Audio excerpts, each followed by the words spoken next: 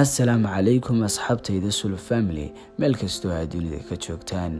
waqtiga idin tahay wanaagsan waxaan rabaa inaan barnaamijkeenii qabyada inoo ahaa ee geedi socodka dhaqaalaha Soomaaliya inaan halkii ka sii anba qaado qaybtiisii afraad ayaan rabaa iminka inaan idinla wadaago ee daawasho wanaagsan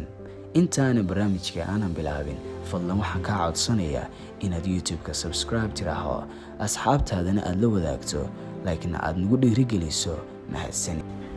sanadii 1963 dawladda Soomaaliyeed waxay daafurtay qorshe horumarin dhaqaale oo 5 sano ah 1963 ilaa 1967 qorshahaas waxaa loo qoondeeyay lacag dhan Soomaali shilling 1400 milyan oo u dhiganta $200 milyan oo lagu maalgelinayay deeqyadeen shisheeye qorshahaas waxaa diyaariyay khubaro Jarmal ah wuxuuna ku dhisnaa fikrad ah in xoog la saaro warshado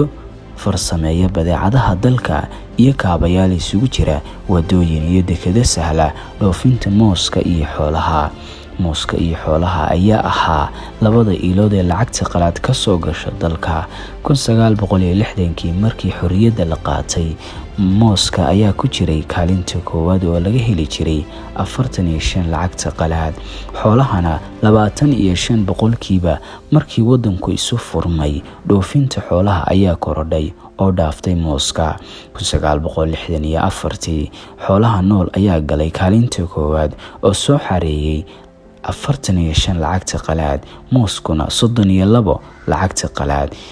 intii ka dambeysay kaalinta xooluhu waa sii kordhaysay sanadba sanadka ka dambeeya xoolahaas waxaa laga dhoofin jiray 80% dekada Berbera waxaana ka ganacsan jiray ganacsato reer waqooyi ah oo waaya aragnimo u leh hawlahaas kala bar maalgelinta qorshaha waxaa bixiyay dawladda Ruushka oo dhistay warshada caanaha Xamar warshada hilibka Kismaayo warshada kalluunka Laas Qoray dekada Berbera iyo beero dawladdu oo tijaab